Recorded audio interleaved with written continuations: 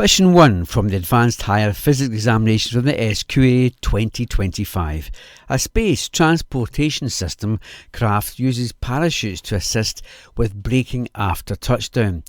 The velocity of the craft from touchdown at t equal to 0 comes to a rest is shown in figure 1a. And then we have the diagram there of the velocity of the spacecraft as it goes from touchdown at 0 seconds until about 40 seconds later. The velocity v at a time t is given by that expression there. V equals 0.09 t squared minus 7.0 t plus 136. And for 3 marks here, it's asked to do the following. It says, using calculus methods, determine acceleration of a craft 15 seconds after touchdown. Well, we do know the expression for the velocity from the graph. We're given that the velocity v is going to equal to 0.09 t squared and minus 7.0 t. And finally plus 136. That's the velocity at any particular time t. Now, to find the acceleration, we know that the acceleration by calculus methods is really equal to the rate of change of the velocity with respect to t.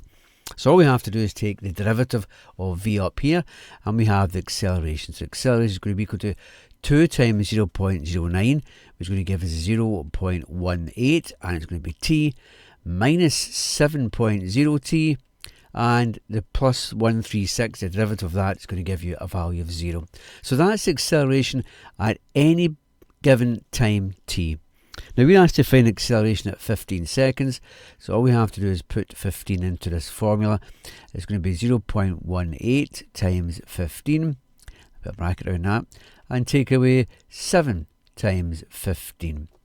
Now, if we put that into a calculator, we end up with an answer of minus 4.3 meters per second every second. So that's acceleration at a time t equal to 15 seconds.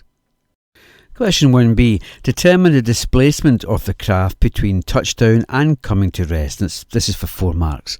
Well, we know that the velocity v at any particular time is the rate of change of the displacement ds by dt. And if we cross multiply, we get ds is going to equal to v dt. So we integrate up the ds, that's going to become the displacement, and we have to integrate v by dt with the limits, and the limits of course is going to be from 0 to 40. So let's do the calculation integration.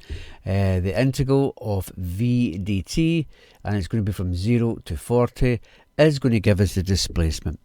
So we have that equal to the integral of 0 to 40, and we have to put into our equation, our velocity equation was 0.09 t squared minus 7t, 7.0 t, and plus 136. So that's the integration we have to do. Remember, it's respect to time dt. So let's go through the integration. We'll start with our square brackets, and we have 0.09 t squared becomes 0.03 t cubed. Remember, when you add 1 to the power of t squared, you get t cubed. You have to divide by the 3. And we do calculus again to give us minus 3.5, and it's going to be t squared. Remember, integration of t is t squared. You divide by 2. 2 into 7.0 gives you 3.5. And finally, plus 136. T is going to be our final expression there. And we're integrating from 0 to 40. Okay, let's take a look at our first bracket then. It's going to be 0.03 t cubed is times 40 all cubed minus 3.5 and times 40 all squared, and it's going to be plus 136 times 40.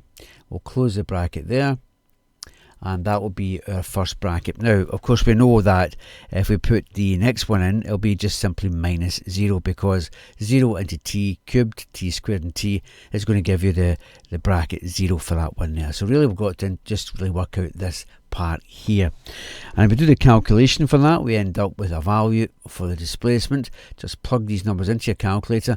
We end up with displacement of s equal to 1760 meters, and that's the displacement from touchdown to coming to rest.